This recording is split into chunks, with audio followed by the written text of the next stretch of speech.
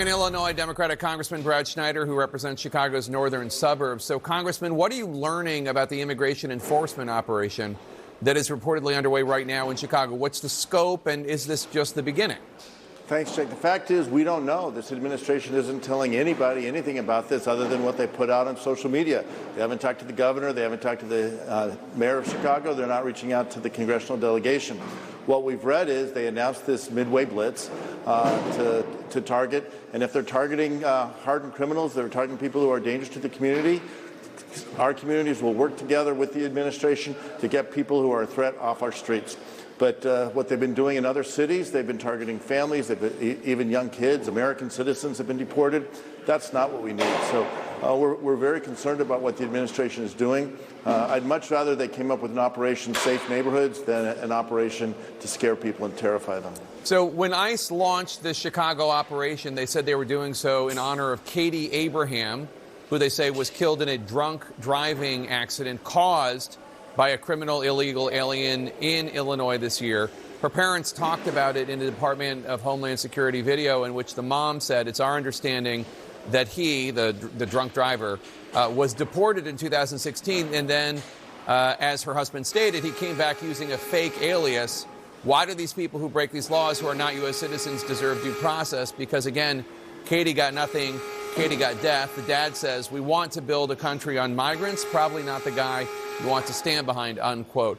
Do you think it's worth at all revisiting some of the local sanctuary policies? If the case is as the Department of Homeland Security describes, and this undocumented citizen got out of prison and was not turned over to ICE and then went out and killed Katie Abraham, I'm sure there are a lot of people with even progressive views on immigration that might think that that's not a good idea. Sure, I don't know the details of this individual's case. I do know that every day we're losing too many people to drunk drivers, and we need to take steps. Every place in this country takes steps to reduce fatalities and injuries from drunk driving. That's one issue that we should focus on. We also need to strengthen our border security. There's no question about that. And so someone who is deported from this country, whenever the case may be, whether it was last year, 5 years ago, we need to have a border security that we can identify and track when those people are trying to get back in. We've been trying to work on reforming immigration as long as I've been in Congress, more than a decade now.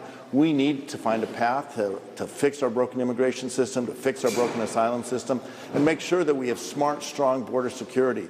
That's what Democrats have been trying to do. The new Democratic coalition, which I'm privileged to chair, just put out our framework for immigration reform. We're ready to work with anyone and everyone who will be smart about it, serious about it, and willing to find a bipartisan solution. That's not what this administration is doing, though. So as I understand sanctuary city policies, one of the reasons that local authorities are told to not cooperate with federal immigration authorities is, for example, they don't want to have to turn in an undocumented immigrant who goes to public school, or an undocumented immigrant who calls the police about a crime, or an undocumented immigrant who goes to a hospital seeking medical care. But this would be different, because if an undocumented immigrant commits a crime and is arrested, don't you think it makes sense to then turn that individual over to federal immigration authorities before they commit another crime? And I think that's the standard operating policy across the country. If someone commits a crime, and Governor Pritzker talked about this over the weekend, if the federal government has an arrest warrant for someone who they believe has committed a crime, there's nothing prohibiting the local authorities from cooperating and collaborating. That's just true in my district. It's true throughout the country. That's different than these random searches of people wearing masks, hiding their identity. We don't know whether they really are police or not police, who they're associated with, picking up random folks off the street. I disagree with the court's decision. I am the grandchild of immigrants. I have been here long enough that I don't speak with an accent. I don't look like I might be from another country that is in the crosshairs of this administration, and so I may not be targeted. But because my grandparent was born here, I shouldn't be treated any differently than my colleague whose grandparents might have been from Latin America or from Africa or anywhere else around this country. We've got to work to bring people together rather than dividing them. We've got to work to make sure that our immigration laws bring in the people who are going to make our country stronger, those who are willing to work, those who are willing to bring their creative resources and talents to create the next new company or provide services to the family down the street.